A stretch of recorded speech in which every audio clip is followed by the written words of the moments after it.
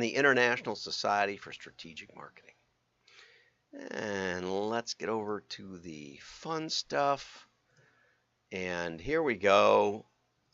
We're talking What about is an financial stuff overpass? Come on. Question, is that an S or a 5? I think it's a 5. I thought so.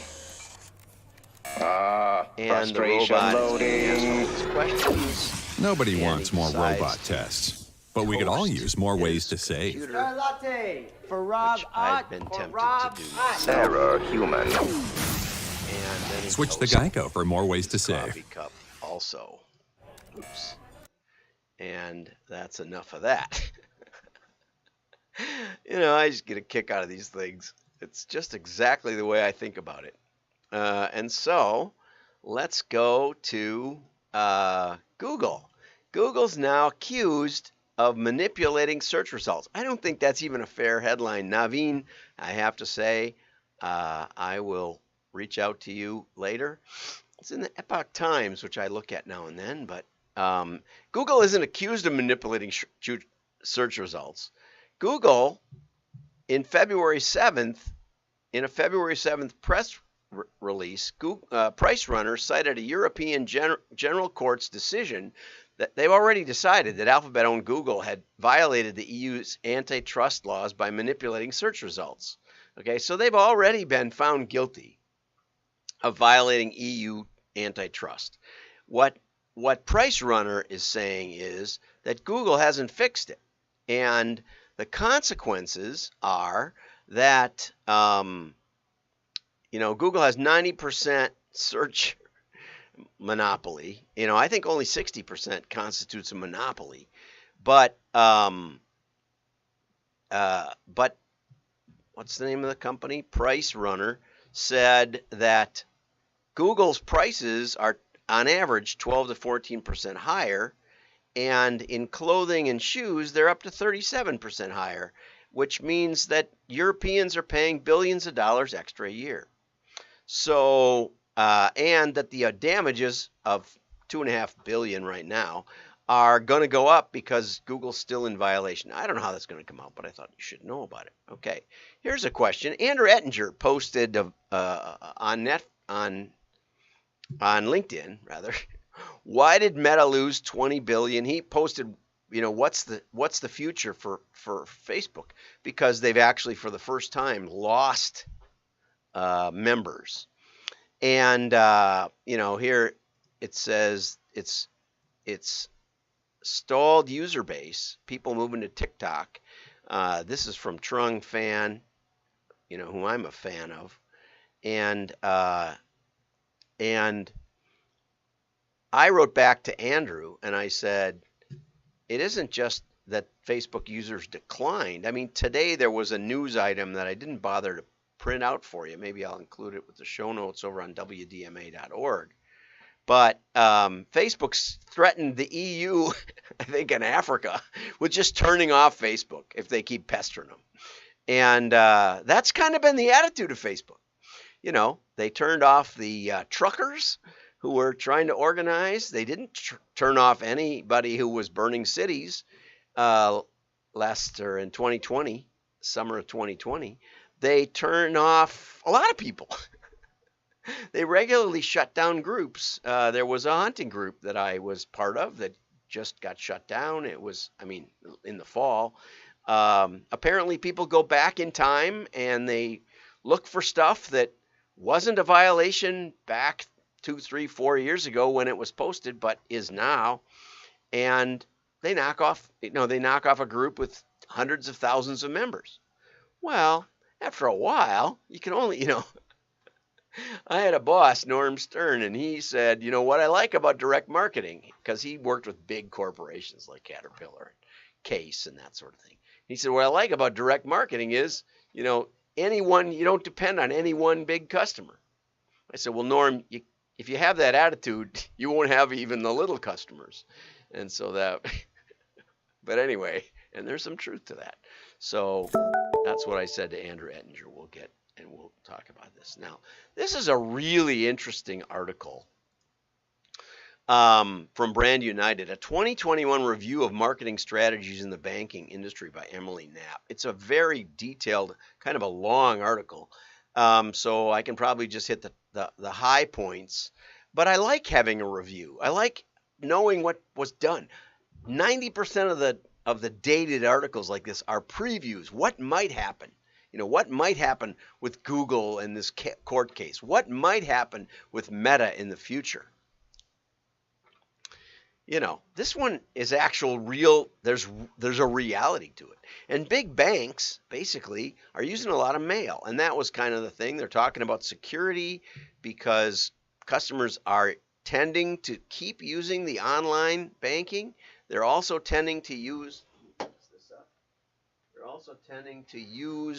mobile apps, and so there's a lot of stuff on security. They've changed. I thought this was funny. They changed from facial recognition, that you should sign up for that, to biometrics. I think that's probably more vague and more general and less offensive than facial recognition. I just am not comfy with that. They're offering cash bonuses.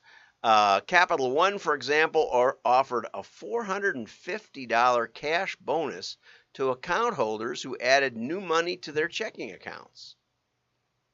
Man, that sounds crazy to me, but maybe to some categories. It's one of the nice things about mail. You don't have to make an offer to everybody. The other day I talked about going into GM and EDS, and they asked me who would have bought a car without the $5,000 rebate on the GM credit card, and that would have been an excellent way to test it. They could have offered it to a few, well-segmented customers, this rebate, and offered a credit card, but not the rebate to others. But you'd have to run it out, probably a couple of years, so it probably wasn't practical. Anyway, we could have established a baseline of what the normal renewal was and the incremental benefit of the $5,000, but I hadn't thought about that at the time when I was sitting in a meeting. But anyway. Citizens Bank offered $25 to customers who'd set up automatic transfers to their savings account. Okay, so but the big stuff was that Wells Fargo and Chase ramped up direct mail volume beginning in August 2021. There was a lot about direct mail in here. Of course, it was from Brand United, which tends to focus on that. Bank of America teased its revamped preferred rewards program, or I don't know what teased means. They offered them some new tiers of rewards. They did that with mail.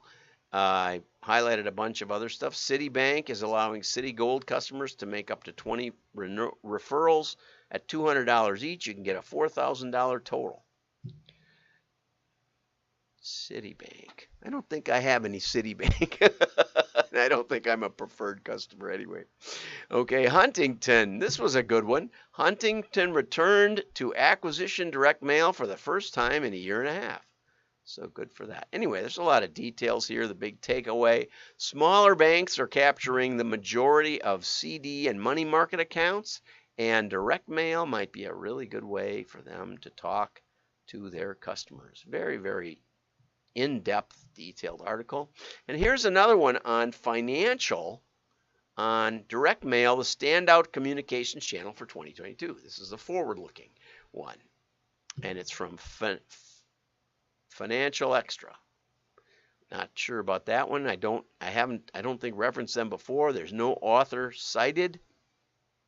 Direct mail has long been a vital communications channel for financial services. Right? 70% of all banks and credit unions use direct mail, with 35% planning to increase their usage. I thought that was a big deal. Direct mail is primed to be the premier communications channel in 2022. Spend on direct mail is holding up well despite growth in digital channels. I would say maybe recently, but maybe only in the financial markets. I know that Mike out in San Francisco works primarily with financial mailers. Oh man, I better take a sip of my coffee. It'll come to me. Anyway, some people still cannot communicate digitally, so the mail works for them. 96% of people engaged with direct mail, which was up from 91% in 2019. Direct mail is important to banking because your audience can't avoid it. As I said to the Direct Marketing Club of New York, direct mail does not throw itself away. You can be very creative. There's a lot of other reasons.